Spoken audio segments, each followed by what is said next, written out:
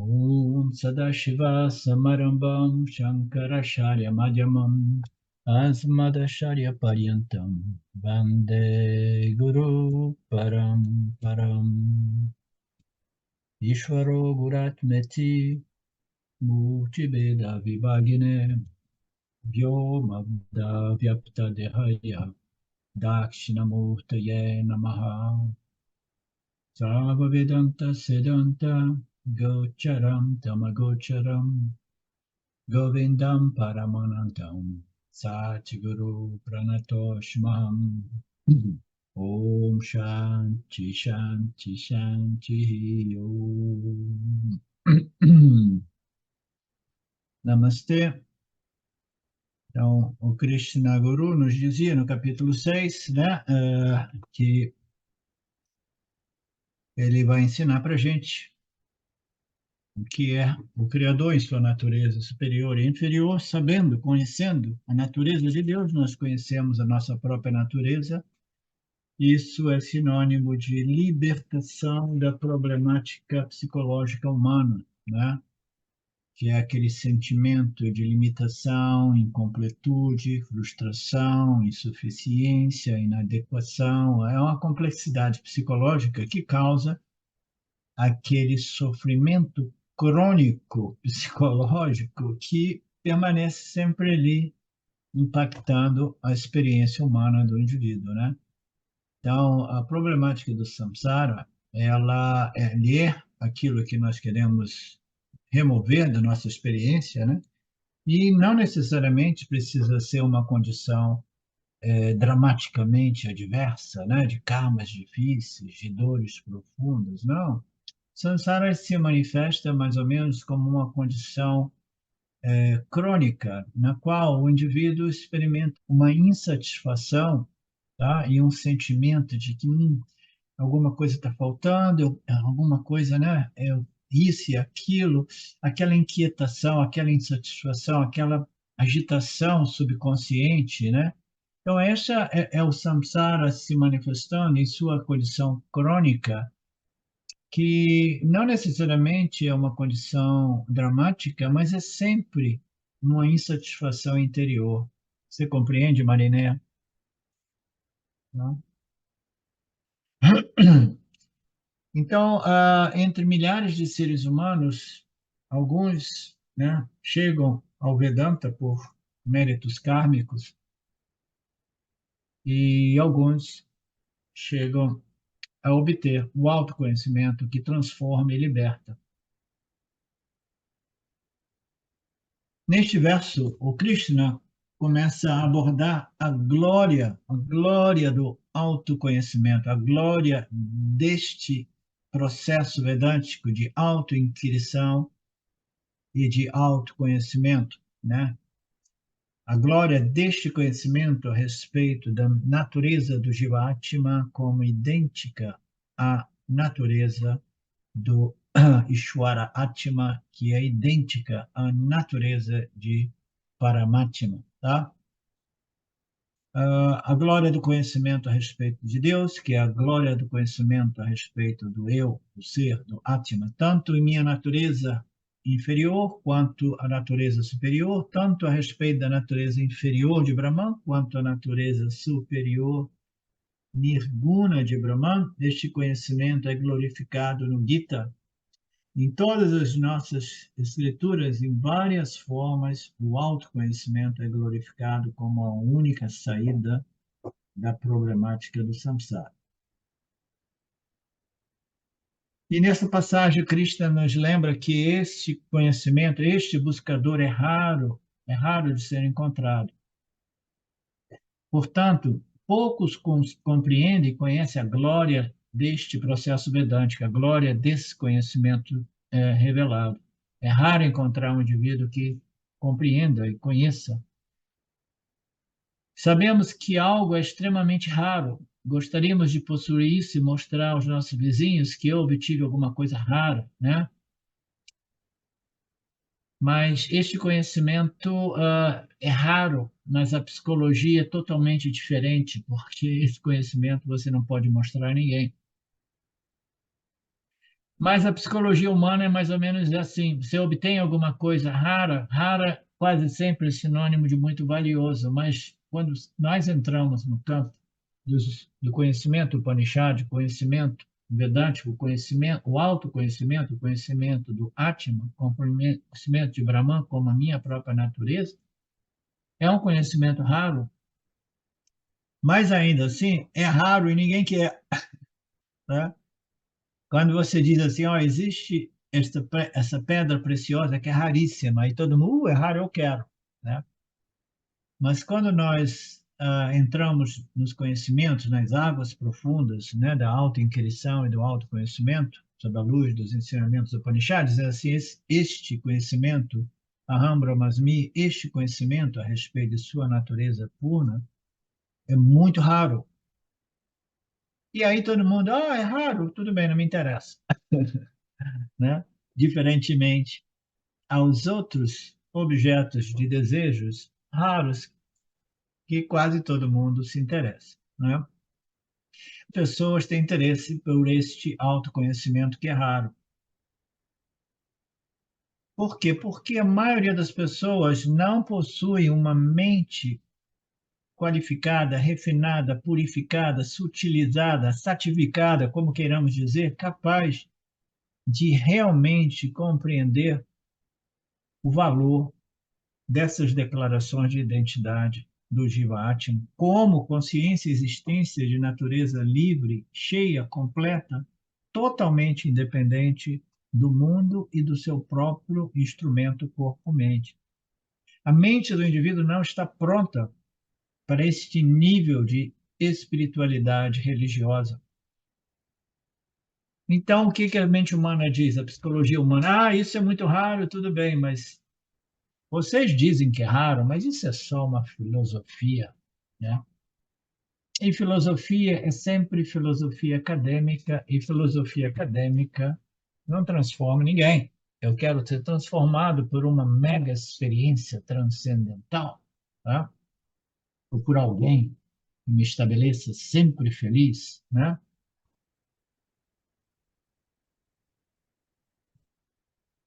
E aí o Swami nos lembra aqui que todo mundo está no corre-corre do samsara, procurando o quê? Coisas mais tangíveis, coisas que representem segurança, prazeres, satisfações, né? Diversões, que possa, né, minimizar o meu sofrimento psicológico, atenuar a minha inquietação, a minha insatisfação, possa me distrair é uma palavra maravilhosa, né? O que você vai fazer? Eu preciso de uma distração. Distração é uma palavra muito significativa, tá? Por quê? Sem alguma coisa que me distraia, eu me dou conta com o quê? Com aquela condição crônica chamada samsara sutil, o samsara subconsciente, o samsara crônico. Eu preciso, né, de alguma coisa, de fazer alguma coisa, né, de distrair, porque senão eu entro em contato com o samsara crônico, né? A maioria das pessoas estão sempre ocupadas tentando fugir desta inquietude, deste sentimento, né, de insatisfação, esta dor sutil, este desconforto sutil. As pessoas querem fazer alguma coisa para não entrar em contato com esta condição psicológica, né? E as nossas escrituras falam de diversos tipos de buscas que as pessoas podem e devem permanecer enganjadas. O engajamento com o mundo é fundamental. Uma pessoa sem objetivo mundano, seja ele a nível mais samsárico ou a nível mais religioso e mais espiritual, é uma pessoa realmente ociosa e sob risco, sob pena de cair, né? Cair e permanecer paralisada, né? No tamoguna, né? Apatia, desinteresse, depressão, né? Não sei o que fazer da minha vida, não quero mais fazer nada, etc, etc. Né? Objetivos são importantíssimos, nós precisamos nos manter engajados com o mundo, e gradualmente passando do engajamento com fins de obtenção de segurança, dinheiro, né, status, essas coisas, né? Aí a gente vai buscando outras coisas em termos de diversões, entretenimentos, e depois nós entramos no campo do Dharma, né?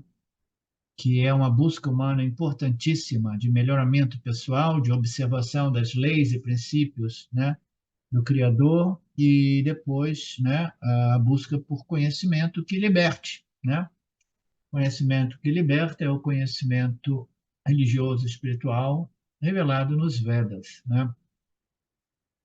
Então, os quatro buscas humanas fundamentais é o kama, moksha, artha, né? É artha, kama, dharma, artha, kama, dharma, moksha. Ele pulou o dharma ali, né?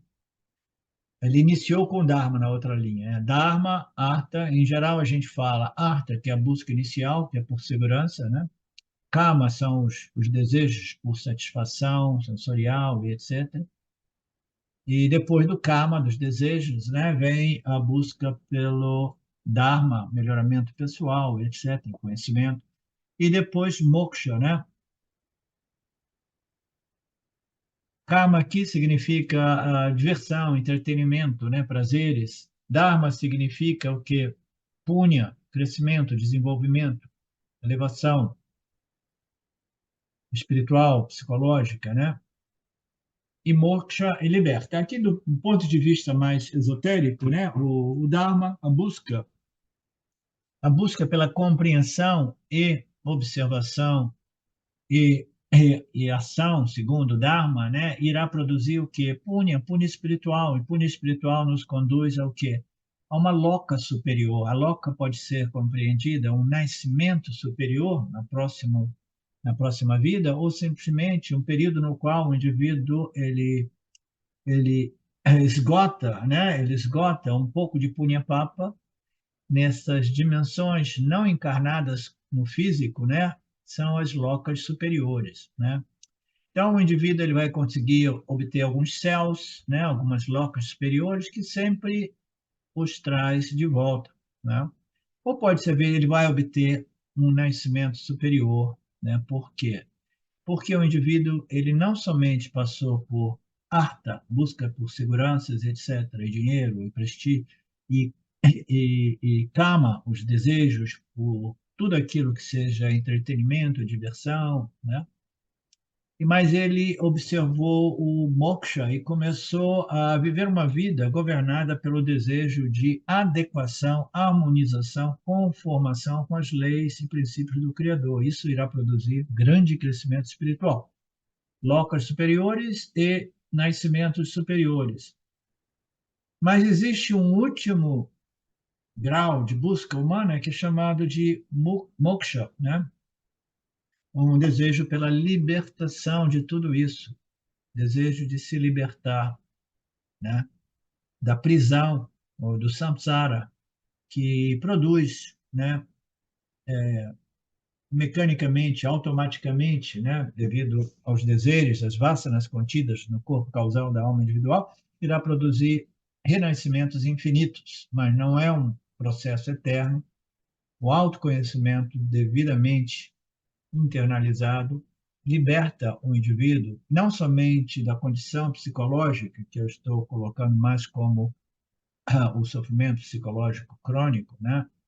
Aquele samsara crônico, mas ele vai libertar o indivíduo da necessidade de novos nascimentos, ok? Então, dessas quatro buscas humanas, purusharthas, você descobrirá que a maioria das pessoas está somente ocupada correndo atrás de seguranças, artha, kama ou dharma, né? Ou artha, kama ou dharma. E nós vimos aqui, naquele verso, né, nesse verso anterior, que a busca pelo conhecimento intelectual, filosófico, acadêmico, também se torna uma prisão, né, de metal precioso, né, uma prisãozinha de ouro, digamos assim, mas é uma prisão, amarra o indivíduo no samsara. Poucas pessoas estão interessadas na última categoria de busca humana, denominada, referida como moksha, né? Nós conhecemos bem Nós estamos aqui porque nós queremos, né, nos livrar, nos libertar, né, deste poder, desta ignorância universal que nos amarra os jivas humanos no samsara. Poucas pessoas estão interessadas, e mesmo se você falar sobre eu quero moksha, né, e cuidaremos disso depois, mas agora eu estou focado no Artha, Kama e Dharma, ok? Então, muitas pessoas entram em contato com a questão da busca, né? Esse desejo, esse mumukshutva, esse desejo pela libertação, o autoconhecimento que liberta, mas eles dizem assim, não, não, este é um desejo que já existe, né? A semente de desejo existe dentro de mim, mas primeiro eu quero ainda permanecer nas minhas buscas pelo Artha, Kama e Dharma, né? Eu preciso ainda, tenho ainda desejo por mais segurança, mais dinheiro, mais estabilidade, uma profissão, isso e aquilo, né? E eu preciso também de diversão e eu preciso de buscar um melhoramento psicológico, filosófico, né? A nível de conhecimento também. Então, as buscas por Artha, Kama, Dharma são o foco do indivíduo. Ele diz assim, eu vou deixar o moksha para mais tarde, quando eu estiver mais maduro. Isso é uma declaração válida. É rara também, porque a maioria das pessoas que entram em contato com a busca por moksha, mas ainda estão presas, né, nas outras buscas, raramente elas admitem isso, ok? Raramente. Aqui ele apresenta uma analogia dizendo que quando as ondas diminuem no oceano, né, quando as ondas diminuem no oceano, elas querem participar. Da mesma forma, elas continuam adiante. Ok, quando as ondas. Agora eu entendi a analogia. Quando as ondas do oceano, ondas aqui, se eu entendi bem, Marcelo, significa as adversidades, né? Os papas, as circunstâncias difíceis, né? Diminuem. Aí todo mundo gosta de entrar e se banhar nas águas do oceano, né? Então, quando as coisas estão indo bem, você diz assim, não, tudo bem, eu estou curtindo tanto punha, isso aqui, moksha vem depois, né? Mas às vezes a gente precisa de sofrer para que a gente se sinta mais motivado a resolver a problemática do samsara de uma vez por todas, né? Caso contrário, diremos, não, vou cuidar disso depois, agora deixa eu curtir um pouco mais de Artha Kama Dharma, né?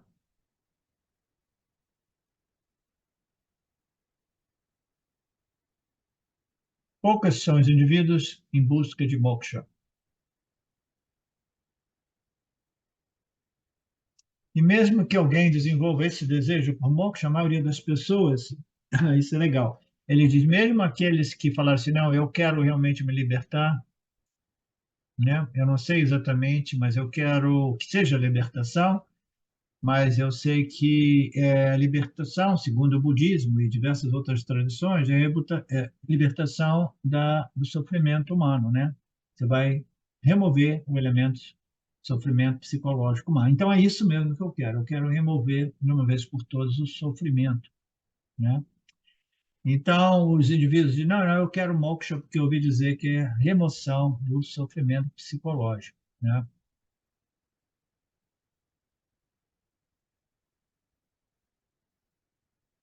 Mesmo que alguém queira fazer isso, a pessoa não sabe realmente através de qual meio, de qual modo eu posso remover esse sofrimento psicológico, tá?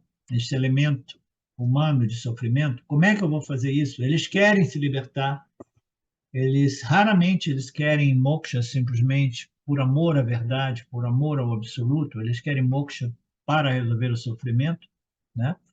A maioria dessas pessoas quer atingir moksha, mas sem saber através de qual meio, né? Elas não sabem.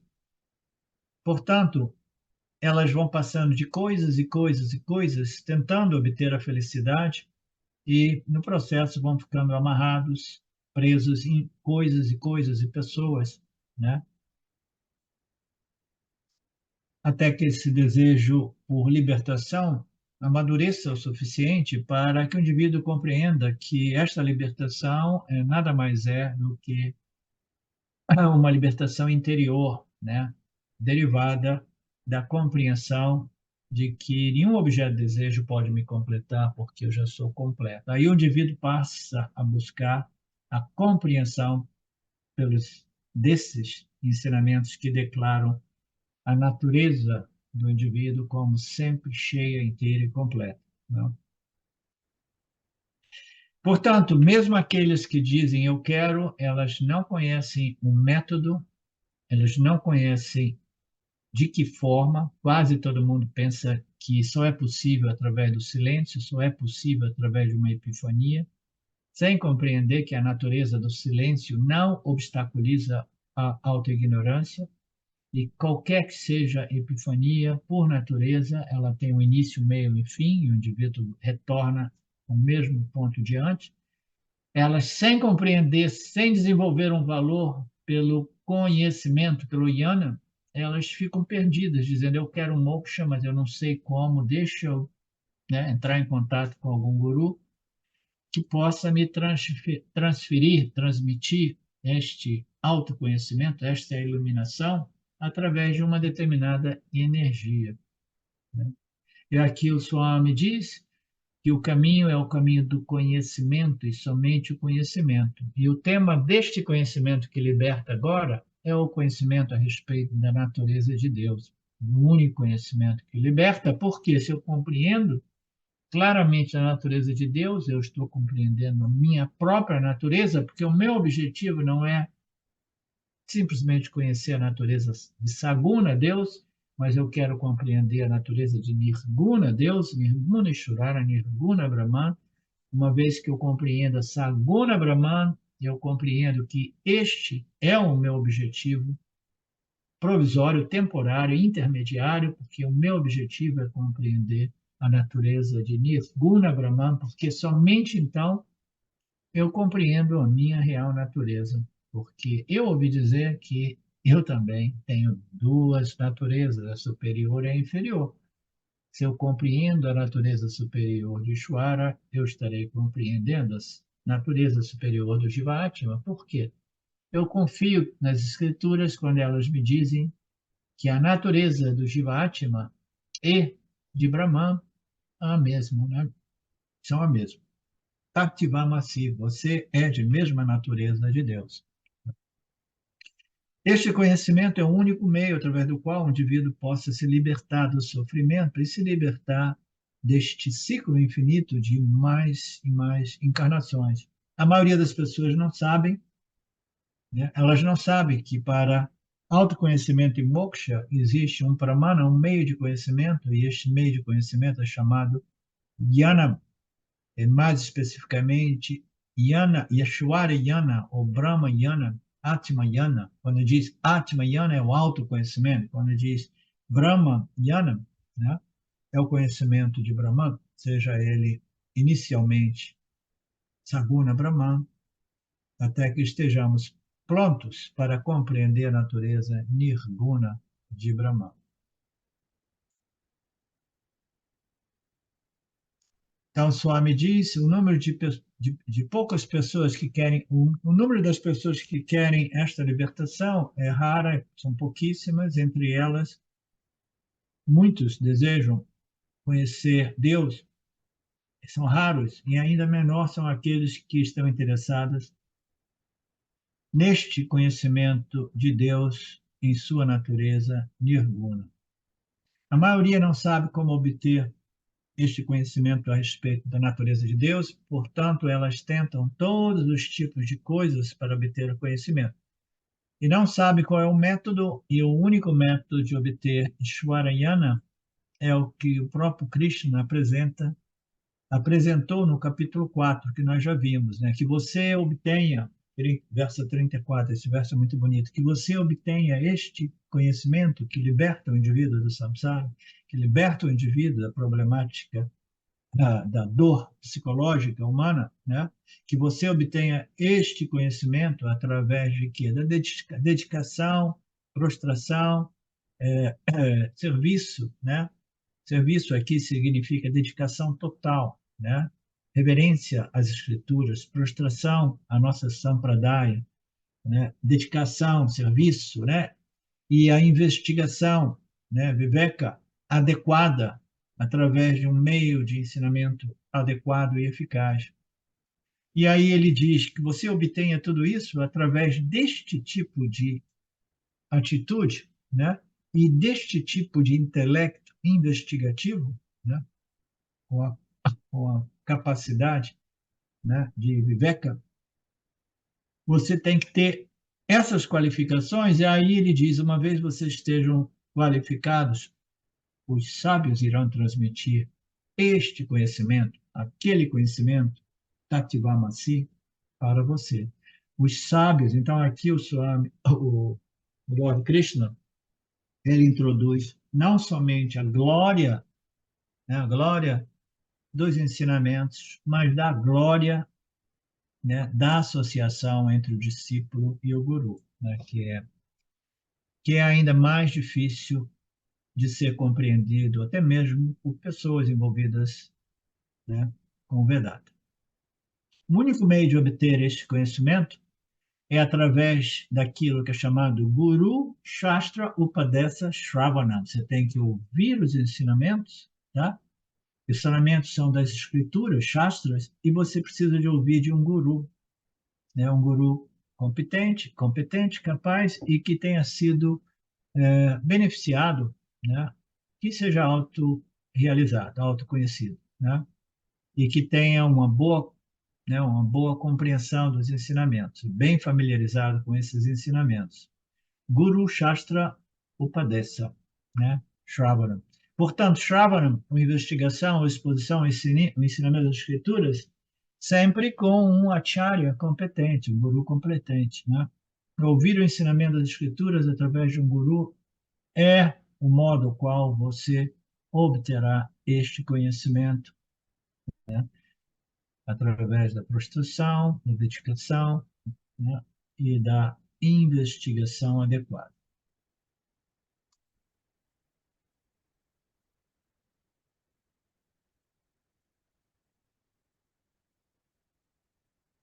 E aqui o Swami coloca alguns números que não é muito relevante, né? Se houver 5 bilhões de pessoas, naquela época era 5 ou 6 bilhões, uns 20 anos atrás, quando o Swami expôs esse Gita, né? Ele falou que a grande maioria não está interessada em moksha. Depois de 1 bilhão, talvez, de pessoas interessadas, a metade deles querem, mas não sabem como obter, não sabem que eles conhecem, obtêm esse conhecimento libertador através da compreensão da natureza de Deus. E depois disso, a grande maioria não sabe qual é o meio para obter isso, etc, etc. Então, é como se a gente estivesse passando por um funil, né? Uma filtragem. No final, você encontra os raros buscadores de moksha, né? Por aí afora, inclusive do Vedanta Brasil, né? Fazendo esse trabalho raríssimo, né?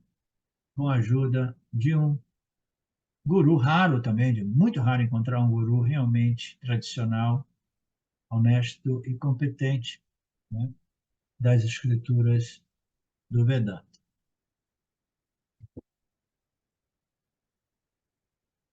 Krishna nos diz que entre aquelas pessoas que, devido a méritos espirituais, punhas espirituais, elas reconheceram a importância desta investigação, né, sob a luz dos ensinamentos das escrituras.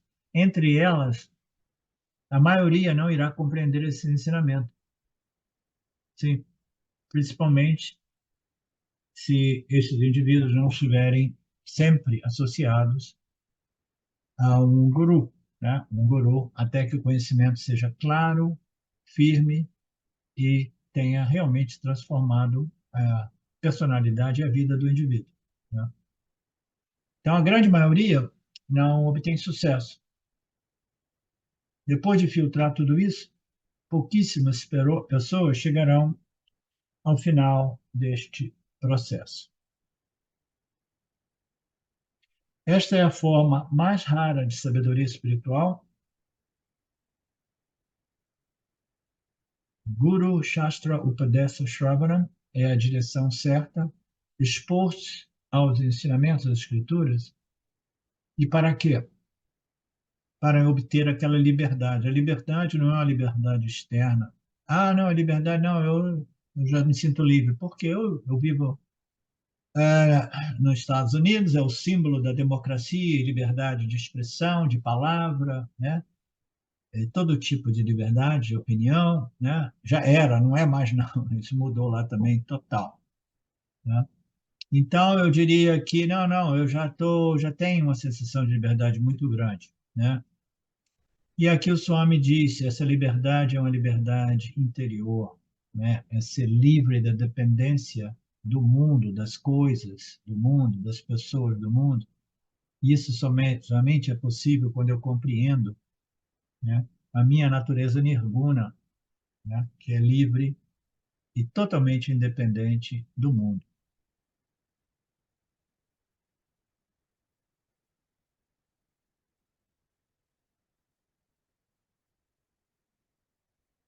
Raros são os indivíduos, raros são essas pessoas que se esforçam nesta direção certa. Portanto, o que significa essa direção certa? Guru Shastra Upadesha Shravana.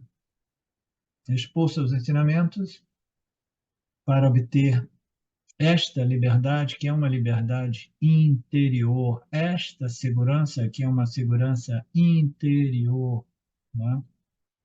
Esta satisfação, que é uma satisfação interior, esta paz, que é uma paz interior, mesmo que lá fora exista a discórdia, né? Eu quero uma paz que não dependa das circunstâncias lá de fora, né? De acordo com as nossas escrituras, a insegurança é uma noção que existe na nossa mente, nascida da ideia equivocada de que eu sou corpo, mente e sentidos. E, naturalmente, na medida, ou a partir do momento que eu acredito nesta noção equivocada, eu sou corpo, mente, eu, inevitavelmente, eu me sinto limitado e inseguro, né? Porque não existe insegurança maior do que a insegurança derivada da compreensão de que para morrer basta estar vivo. O corpo morre, o corpo humano para morrer basta estar vivo, né? Pode ser amanhã, pode ser agora, pode ser semana que vem, mês que vem, ano que vem, 10 anos, 20 anos, 50 anos, mas a insegurança fundamental de todo ser humano é a insegurança a respeito de quando é que esse corpo vai morrer. E eu sei que ele vai morrer, eu compreendi que tudo que nasce morre, né? Então, esta é a insegurança, é a raiz, é a base, é a mãe de todos os toda insegurança, a mãe de todo medo, é esse medo da mortalidade humana. E, naturalmente, o indivíduo ele jamais se sente livre enquanto ele estiver identificado no corpo-mente como corpo-mente.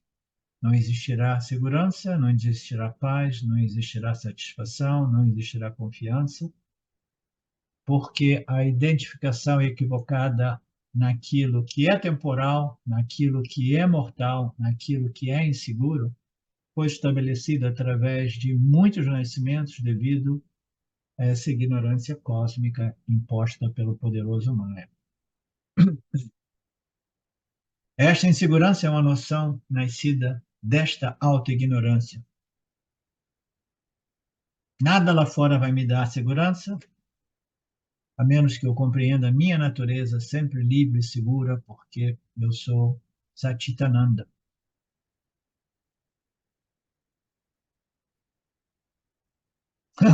E aqui ele faz uma piadinha que tinha me fugido antes. Ele fala que no índio, na Índia, né, até mesmo os políticos sabem disso, que a segurança é para ser obtido interiormente, né? E aí ele fala que um dos primeiros ministros recentemente foi assassinado por seu segurança, né? Então até mesmo segurança do primeiro-ministro acabou com o primeiro-ministro. Portanto, a insegurança não é um fato. A segurança é uma noção equivocada, derivada de uma identificação equivocada, que é muito raro, muito difícil de ser neutralizada ou cancelada. Ela existe na nossa mente, é simplesmente uma noção, aham, corpo, asmi. Né? E esta noção equivocada, ela aparece com uma convicção monstruosa, né? Enorme. Né? Só que esta convicção é fundada num erro, né? Um erro de apreensão que só pode ser removido através de uma outra noção que é totalmente harmonizada, né? Adequada, alinhada com a natureza da realidade. Tudo neste universo é somente Brahman e eu sou Brahman, porque eu não posso descobrir a natureza de Brahman como a real natureza de tudo e me excluir daquilo que é a real natureza de Brahman, né?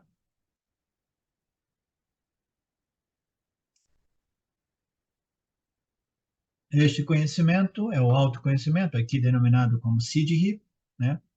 Poucas são as pessoas que tentam quebrar este bloco, né, de autoignorância que nos amarra nesta convicção equivocada de identidade, aham, corpo, asmi.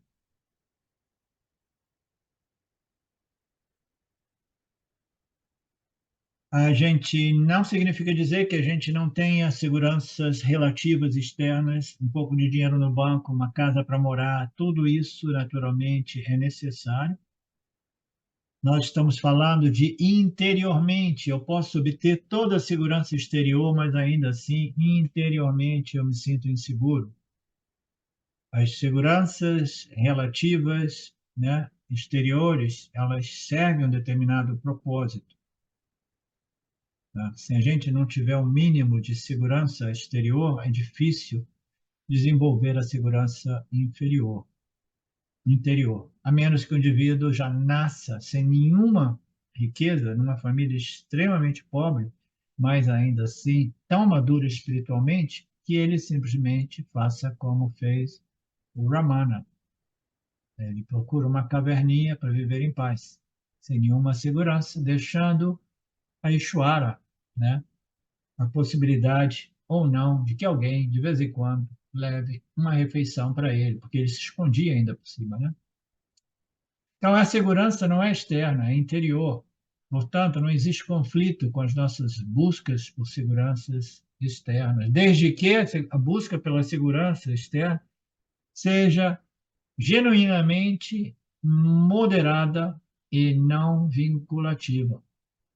Moderada é a palavra-chave. Quantos milhões eu preciso para me sentir seguro externamente? Porque a menos que eu me sinta seguro externamente, eu vou me sentir seguro internamente. Então, essa é uma questão difícil de ser respondida. Segurança externa é diferente, varia de pessoa para pessoa. Algumas pessoas se sentem seguras com simplesmente R$ 10.000 no banco, outras se sentem profundamente inseguras, até mesmo com R$ 10 milhões no banco. Né? É relativo. Então, essas seguranças externas, elas são as buscas preliminares, né? Mas fundamentalmente o que liberta é a segurança interna, na qual o indivíduo não tem mais problema de medo da sobrevivência, ele já não tem desejos mundanos, ele obteve aquele conhecimento que queimou todas essas esses desejos por seguranças, prazeres e satisfações que dependem do mundo, que dependem de Deus, de Saguna Deus, né? Ele transcendeu tudo isso a respeito do conhecimento de sua real natureza, que é a única realidade que é purna, cuja a natureza é segurança absoluta, né?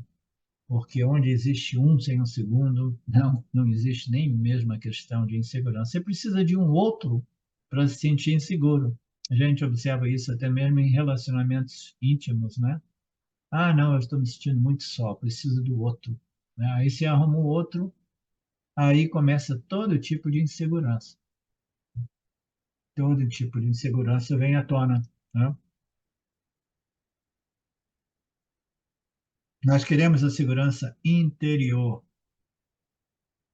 Poucos, raros são os indivíduos que buscam essa segurança interior, que depende do autoconhecimento, que depende da remoção do conhecimento equivocado, aham corpus me. E aqui nós nos referimos ao conhecimento a respeito da natureza do Deus, que é sinônimo do autoconhecimento. Poucas pessoas conhecem e querem conhecer a real natureza de Deus, é por isso que o mundo espiritual, ninguém fala mais de Deus, eles preferem falar autoconhecimento. Conheça você mesmo, conheça o seu ser, o seu Atma, e quase que 100% dos casos as pessoas pensam que o Atma seja a sua estrutura psicológica, mental, emocional. Portanto, raras são as pessoas que querem conhecer a natureza real do Atma, que é a natureza real de Brahman, e muito menos na sua real totalidade, que é Saguna e Nirguna, na minha real natureza, porque não, eu estou fazendo um trabalho, né? Indo para cá, eu tomei um táxi para ir eu vim de ônibus até a rodoviária de Brasília, e aí tinha uma pessoa no táxi que é uma buscadora espiritual, né? E não deixei ela falar muito tempo, praticamente, né? Ela acha que está fazendo um auto de conhecimento, mas ela só falava dos problemas psicológicos dela, né? E então, a busca do autoconhecimento vai muito além da compreensão da sua estrutura mental, emocional, psicológica, vai muito além. Aquilo ali é simplesmente uma varridinha superficial para preparar o chão, né? Preparar a base, né? A totalidade. Eles querem conhecer Ishvara, a natureza de Ishvara, sabendo que eu conhecendo a natureza de Ishvara, eu conheço a minha própria natureza. Portanto, Ishvara, Lord Krishna está glorificando este conhecimento revelado, que foi passado, né, através da nossa Sampradaya, Guru a discípulos. E agora ele vai entrar no tópico mais diretamente relevante à natureza de Deus. Tá? Esse tópico agora ele vai entrar num tópico que é um pouco mais técnico. Nós vimos um pouco disso no Tattva Bodha. Eu não sei, eu expus o Tattva Bodha tantos anos atrás e foi um Tattva Bodha bem superficial, com base no Tattva Bodha do James Schwartz, né? Então nós vamos ter uma oportunidade de entrar um pouco mais neste ensinamento que para alguns de vocês possa parecer até mesmo contraditório com os ensinamentos do Mandukya Karika, no qual nós estabelecemos que não existe realmente uma originação ou criação do universo, tá? Mas eu vou explicando o modo qual esses ensinamentos são importantes, relevantes, tá? E o modo qual existe realmente uma criação, uma originação, e essa criação, originação é de natureza nitya, tá? É disponível para experiência, né? Mas precisa ser conhecida como uma mera ordem aparente, tá? Existe lá como aparência, disponível para experiência, disponível para atribuição de valores utilitários, transacionais, tudo isso é válido, mas eu jamais devo atribuir realidade absoluta a este mundo Mithya. Caso contrário, nós ficaremos presos e amarrados na problemática do samsara. Okay? Nós veremos tudo isso a partir de amanhã, a partir desse verso 4. Então, até amanhã, meus queridos.